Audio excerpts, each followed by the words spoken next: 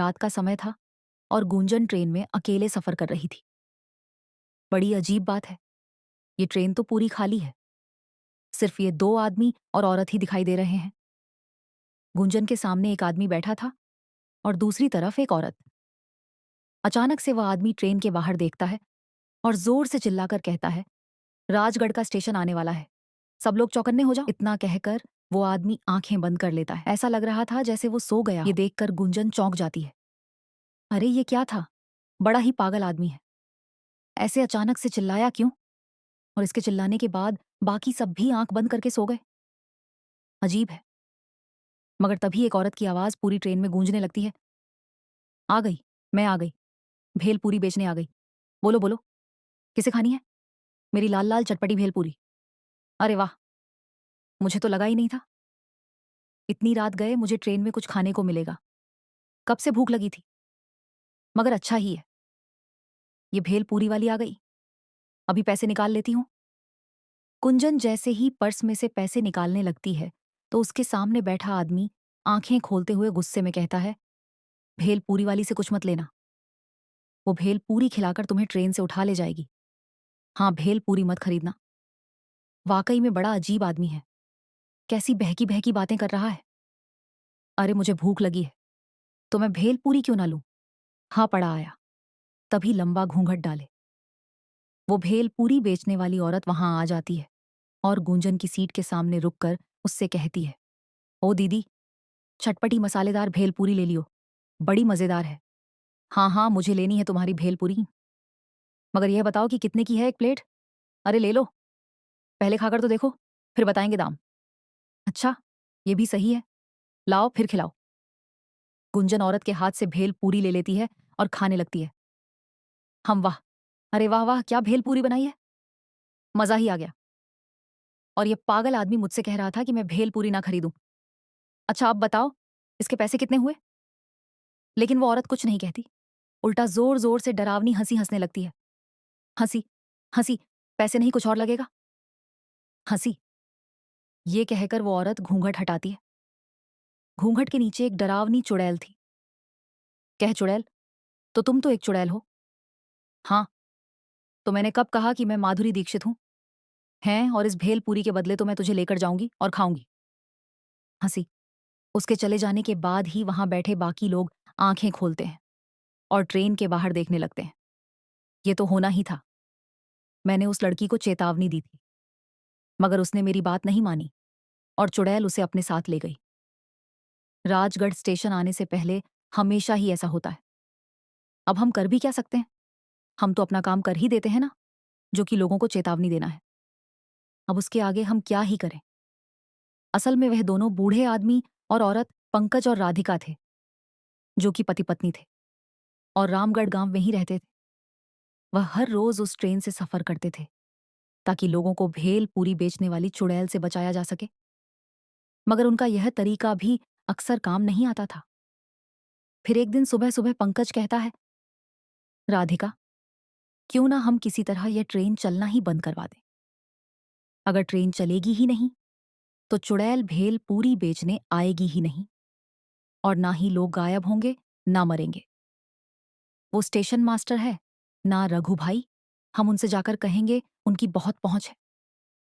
वैसे भी इस ट्रेन में ज्यादा लोग आते ही नहीं, वो बात करेंगे तो ट्रेन जरूर बंद हो जाएगी। अच्छा, तो फिर आओ, अभी जाकर उनसे बात करते हैं। रघु सिर्फ स्टेशन मास्टर ही नहीं था, बल्कि गांव का सबसे अमीर आदमी भी था। उसकी दूसरे गांव और शहरों में खूब पहचान थी। अरे आओ आओ पंकज भाई, कैसे आना हुआ रघु भैया? आप तो जानते जानते हैं कि हमारे स्टेशन से गुजरने वाली जो ट्रेन है, पिछले 3 महीनों से उस पर एक भेल पूरी बेचने वाली चुड़ैल का साया मंडराने लगा है।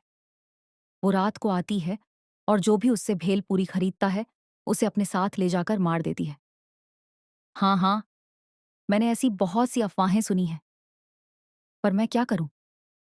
भैया आप ना ये ट्रेन ही बंद करवा दीजिए। ट्रेन बंद हुई तो ना तो भेलपुरी बिकेगी, ना लोग गायब होंगे। क्या एक चुड़ैल की कहानी के चक्कर में ट्रेन बंद करवा दूं? अरे मैं बड़े साहब लोगों को जाकर यह बोलूंगा तो वह मेरे ऊपर हंसेंगे, समझे? मगर रघु भैया, सच तो यही है ना?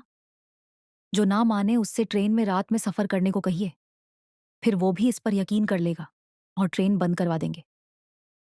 बेचारा पंकज उदास होकर वापस अपने घर आ जाता है। कुछ नहीं किया ना रघु भैया ने? मैंने तो पहले ही कहा था। अब आप काम पर जाइए और रात में जल्दी लौट आइएगा। हमें ट्रेन में भी जाना है, लोगों को बचाने। रात होते ही पंकज और राधिका फिर से दूसरे गांव के स्टेशन पर पहुंच जाते हैं और अपने गांव जाने वाली ट्रेन में बैठ जाते हैं। राधिका के पास बड़ा झोला था। वो उसे खोलकर पंकज को दिखाती है तो पंकज चौंक जाता है। उस झोले में बहुत सारी भेलपूरी थी। हाँ, जब आप काम पर गए तो मुझे एक आइडिया आया और मैंने खूब सारी भेलपूरी बना ली। अब मैं चुड़ैल से पहले सबको भेलपूरी बेच दूंगी और फिर कोई भी उसकी भेलपूरी खरीदेगा ही नहीं। राधिका खड़ी होकर सबसे कहती है, ले लो, ले लो, स्वादिष्ट लजीज भेल पूरी ले लो।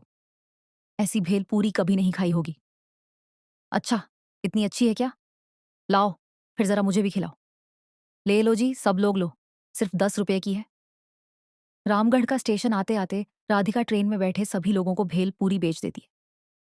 हो गया जी, अब तो आज इनमें से कोई भी और भेल पूरी नहीं खरीदने वाला। तभी पूरी ट्रेन में चुड़ैल की आवाज गूंजने लगती है, ले लो, ले लो, खट्टी मीठी भेल पूरी ले लो।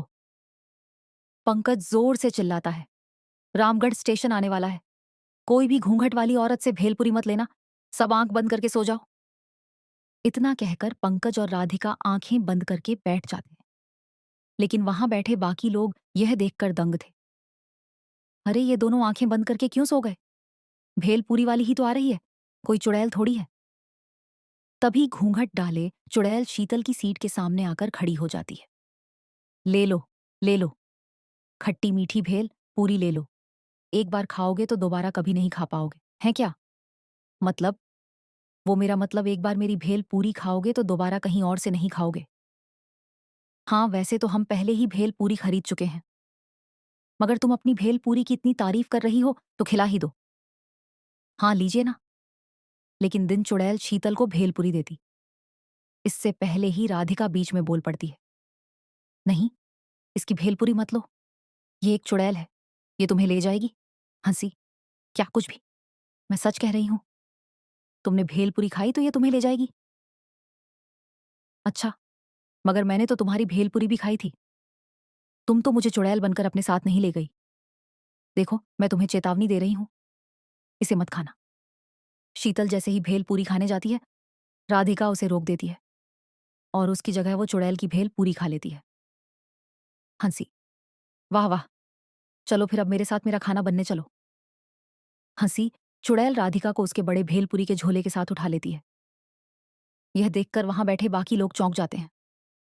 बेचारा पंकज बहुत रोता है, मगर वो कर भी क्या सकता था? अब तो उसके पास एक ही काम था और वह था अकेले ही लोगों को बचाना। अगले दिन फिर से वो रात में ट्रेन में आकर बैठ जाता है। फिर जैसे ही घूंघट डाले चुड़ैल भेल पूरी लेकर वहां आती है। भेल पूरी ले लो, बेल पूरी ले लो, खट्टी मीठी। लेकिन अब तो पंकज भी जान गया था कि लोग उसकी बात नहीं सुनेंगे। लेकिन तभी कुछ ऐसा होता है जिसे देखकर पंकज चौंक जाता है।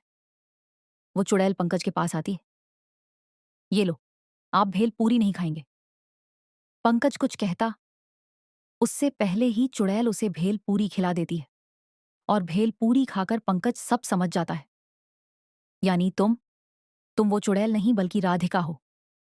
हाँ, लेकिन अब मैं एक चुड़ैल बन चुकी हूं और जब मैं चुड़ैल बनी तो मैंने उस दुष्ट चुड़ैल को हराकर खत्म कर दिया और उसकी जगह ले ली। अब मैं ही भेल पूरी बेचने रोज आऊंगी यहां और किसी को भी नहीं मारूंगी।